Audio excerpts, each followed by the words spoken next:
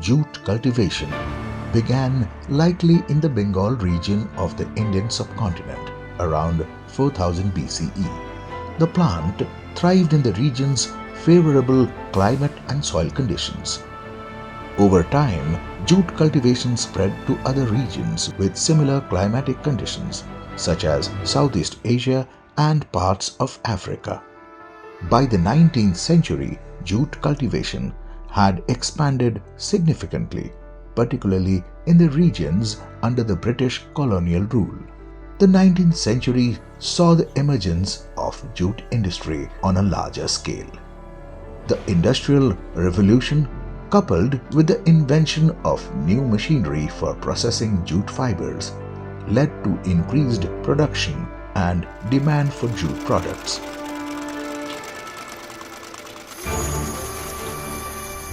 Mills were established in areas like Dundee in Scotland and Bengal in India. Jute became a significant commodity in international trade during the 19th and the early 20th centuries. Jute fibers were exported to various parts of the world for manufacturing a wide range of products, including sacks, carpets, and textiles. Jute grows best in fertile, loamy alluvial soil with a temperature range of 25 to 35 degrees Celsius and a rainfall of 150 to 200 centimeters.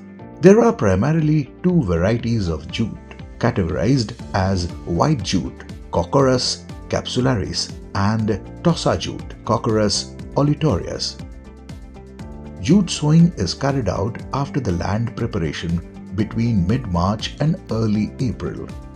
Sowing of the seeds should be ideally done with seed drill machines to ensure linear placements of plants along with uniform intra-plant gap of 15 to 20 centimeters. De-weeding operations are carried out using cycle weeders.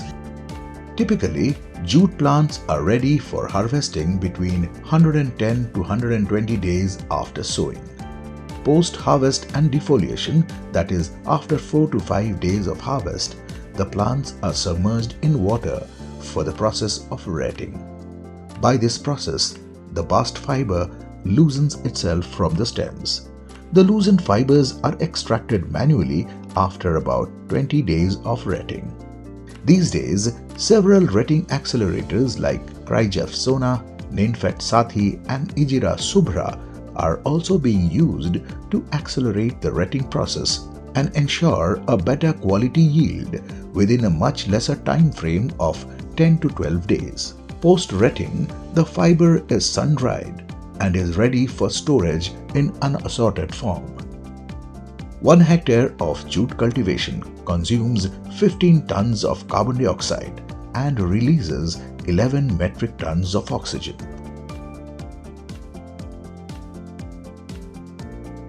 Jute processing starts from batching.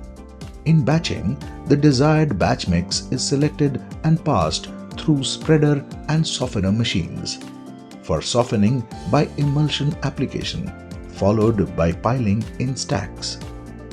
Post-batching, multiple stage carding is carried out by passing the long jute reeds through a series of pinned rollers, resulting in a continuous ribbon of jute fibers called slivers. Post-carding, there are multiple stages of drawing, which is less than or equal to 4 stages, through which the sliver is doubled and drafted, making it ready for spinning. Spinning is the yarn formation stage, in which the sliver is attenuated and drafted along with the insertion of twist to give stability and strength to the yarn. After the spinning process, the yarn is bifurcated into warp and weft winding. Warp winding comprises spool winding and beaming. Weft winding consists of cop winding, and in case of modern S4 looms, the fabric is directly woven from spools. Post-winding, there is sack sewing, inspection, baling, and dispatch of food grain packaging bags.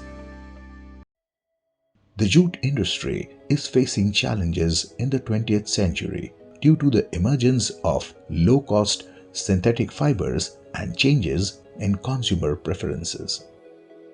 However, there has been a renewed interest in jute as sustainable and eco-friendly material in recent years, leading to efforts to revive its cultivation and promote its use in various sectors. The Jute Corporation of India is a central public sector enterprise under the Ministry of Textiles, Government of India. It was established in 1971 with the aim of providing support to the jute industry and ensuring fair prices for jute growers and producers. One of the primary functions of Jute Corporation is to provide price support to jute growers by purchasing raw jute at the minimum support prices (MSP) fixed by the government. This helps to ensure stable income for jute farmers and prevents market fluctuations from adversely affecting their livelihoods. Jute Corporation intervenes in the jute market to stabilize prices and prevent speculative trading. It purchases jute when prices fall below the MSP and releases it into the market when prices rise excessively, thereby maintaining price stability.